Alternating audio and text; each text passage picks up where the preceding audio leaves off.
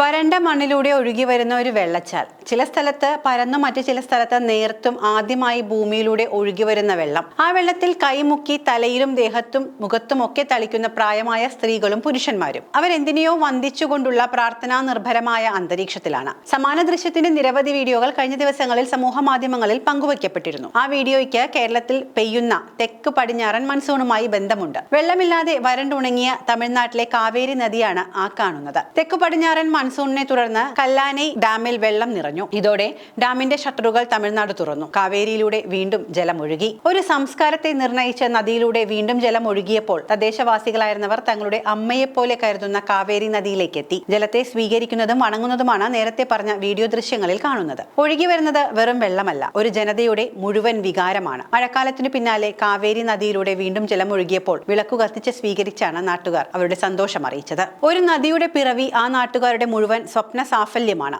വേനൽ ചൂട് കഠിനമാകുമ്പോൾ ചില നദികൾ പേരു മാത്രം അവശേഷിപ്പിച്ച് വറ്റി വരണ്ടു പോകാറുണ്ട്. ആ നാട്ടിലുള്ളവർക്ക് മുഴുവൻ അതൊരു നൊമ്പര കാഴ്ചയാണ്. അതുകൊണ്ട് തന്നെ മൺസൂണിൽ ഈ നദികൾ ഒഴുകി തുടങ്ങുമ്പോൾ അവർക്കത് കുഞ്ഞു പിറക്കുന്ന തരത്തിലുള്ള സന്തോഷത്തോടെയുള്ള ആഘോഷമാണ്. കാവേരി നദിയുടെ പുനർജന്മമാണ് ഇവിടെ ആഘോഷിക്കപ്പെടുന്നത്. തങ്ങളുടെ കൃഷിയിടം സമ്പന്നമാക്കാനുള്ള ജലവുമായി എത്തിയ കാവേരിയെ പൂക്കൾ വിതറിയും തൊട്ട് തലയിൽ വെച്ചും ജനങ്ങൾ സ്വീകരിക്കുന്നതാണ് ദൃശ്യങ്ങളിൽ കാണുന്നത്. കാവേരി തടത്തിലെ കൃഷിയുടെ ഉപയോഗത്തിനായി മുഖ്യമന്ത്രി MK സ്റ്റാലിന്റെ നിർദ്ദേശപ്രകാരമാണ് കല്ലാനൈ ഡാമിന്റെ ഷട്ടറുകൾ തുറന്നത്. തഞ്ചാവൂരിന്റെയും തൃച്ചി ജില്ലയുടെയും അതിർത്തിയിൽ പണിത കല്ലാനൈ ഡാം തുറക്കുന്നതോടെ 13 ലക്ഷം ഏക്കർ ഭൂമിക്ക് കൃഷിക്ക് ആവശ്യമായ വെള്ളമാണ് കാവേരി നദി ജനങ്ങൾക്ക് നൽകുന്നത്.